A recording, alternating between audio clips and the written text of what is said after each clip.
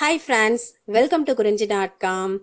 சப்பாத்திக்கு எப்பயும் ஒரே மாதிரி உருளைக்கிழங்கு கிரேவி, வெஜிடபிள் கிரேவி செஞ்சு போர் அடிச்சு போச்சுன்னா கொஞ்சம் வித்தியாசமா இப்போ சீசன்ல அதிகமாக கிடைக்கக்கூடிய ஃப்ரெஷ்ஷான சோளத்தை வச்சு கார்ன் கிரேவி எப்படி செய்யறதுன்னு பார்க்கலாங்க. இப்போ சோளம் இந்த மாதிரி உதிர்த்தும் கடைகளில் கிடைக்குது. அப்படி இல்லைன்னா ஃப்ரெஷ்ஷான சோளம் வாங்கி நம்ம உதிர்த்து கூட இந்த கிரேவி பண்ணிக்கலாம்.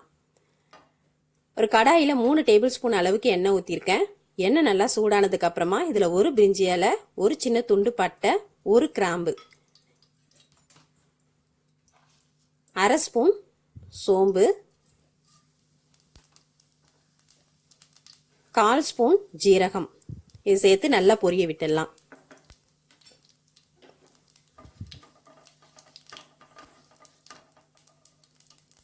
இதெல்லாம் நல்லா பொரிஞ்சதும் ஒரு கொத்து கருவேப்பிலை, வாசனைக்காக ஒரு பச்சை மிளகாயை உடைச்சி சேர்த்துருக்கேன்.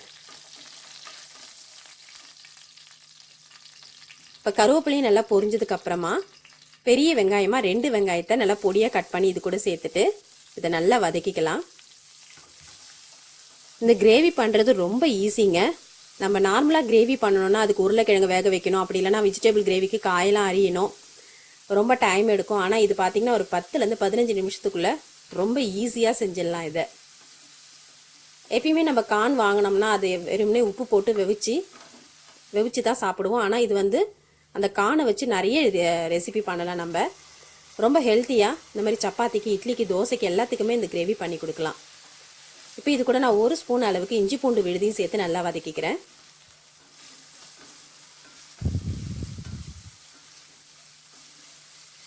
இந்த மாதிரி நம்ம கிரேவி பண்ணும்போது தக்காளியை கட் பண்ணி சேர்த்து வதக்கிறத விட அதை அரைச்சி சேர்க்கும் போது நம்மளோட கிரேவி நல்லா திக்காக இருக்கும்.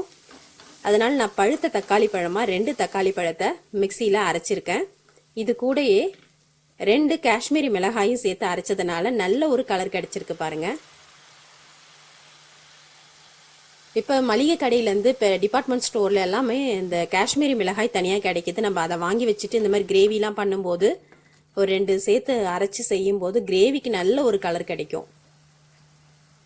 இப்போ இது கூட அரை ஸ்பூன் தனி மிளகாய் தூள், 1/4 ஸ்பூன் மஞ்சள் தூள், 1 ஸ்பூன் தனியாத்தூள், இந்த கிரேவிக்கு தேவையான அளவுக்கு உப்பு சேர்த்துருக்கேன். இந்த சோளத்தில் சோளம் அதிகமாக உப்பு பிடிக்காது, அதனால் நீங்கள் உப்பு கம்மியாகவே சேர்த்துக்குங்க. பத்தலைன்னா லாஸ்ட்டாக சேர்த்துக்கலாம். இப்போ இது எல்லாத்தையும் சேர்த்து நல்லா வதக்கிக்குங்க. இப்போ மசாலாலாம் நல்லா வதங்கினதுக்கு அப்புறமா நம்ம எடுத்து வச்சிருக்க கானை நல்லா க்ளீன் பண்ணிட்டு இது கூட சேர்த்துடலாம்.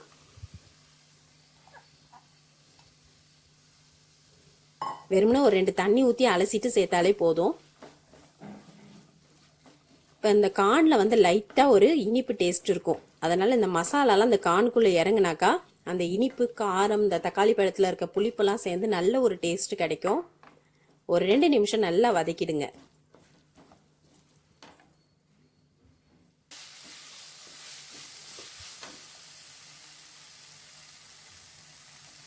இதெல்லாம் நல்லா வதங்கினதுக்கு அப்புறமா தேவையான அளவுக்கு தண்ணி ஊற்றி இதை நல்லா கலந்து விட்டுடலாம். இந்த கிரேவி பார்த்தீங்கன்னா இட்லி, தோசை, சப்பாத்திக்கு எல்லாத்துக்குமே நல்ல ஒரு சைட் டிஷ்ஷு. இது வெஜ் புலாவ் கூட நம்ம சைட் டிஷ்ஷாக சர்வ் பண்ணலாம்.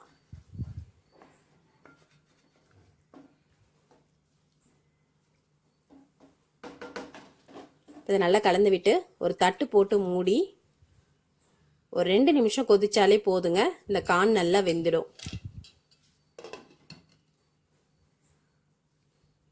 இப்போ இது வெந்துட்டு இருக்க அதே டைமில் 4 பத்தை தேங்காய் எடுத்திருக்கேன், 4 முந்திரி பருப்பு, இதை ஒரு மிக்ஸி ஜாரில் நல்லா மழன்னு அரைச்சி எடுத்துக்கலாம். இப்போ கார்ன் நல்லா வெந்தெடுத்து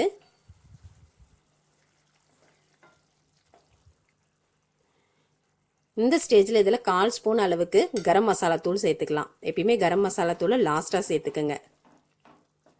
கரம் மசாலா சேர்த்து நல்லா கலந்து விட்டுட்டு நம்ம அரைச்சி வச்சிருக்க தேங்காய் விழுதும் இதில் கூட சேர்த்துடலாம்.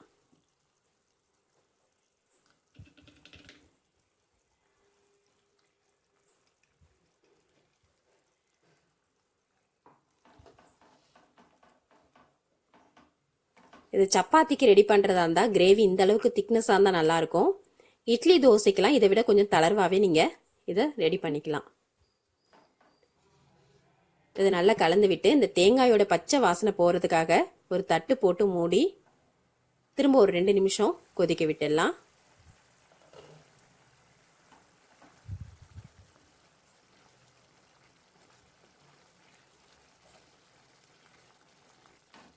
இப்போ நம்மளோட கார்ன் கிரேவி ரொம்ப சூப்பராக ரெடி ஆயிடுச்சு.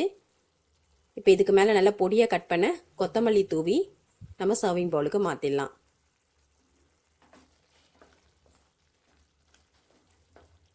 நீங்களும் உங்கள் வீட்டில் ரொம்ப எளிமையாக செய்யக்கூடிய இந்த கார்ன் கிரேவி செஞ்சு பாருங்கள். இந்த ரெசிபி உங்களுக்கு பிடிச்சிருந்தா லைக் பண்ணுங்கள், ஷேர் பண்ணுங்கள், சப்ஸ்கிரைப் பண்ணுங்கள். உங்கள் ஃப்ரெண்ட்ஸ் அண்ட் ரிலேட்டிவ்ஸோட இந்த வீடியோவை ஷேர் பண்ணிக்கோங்க.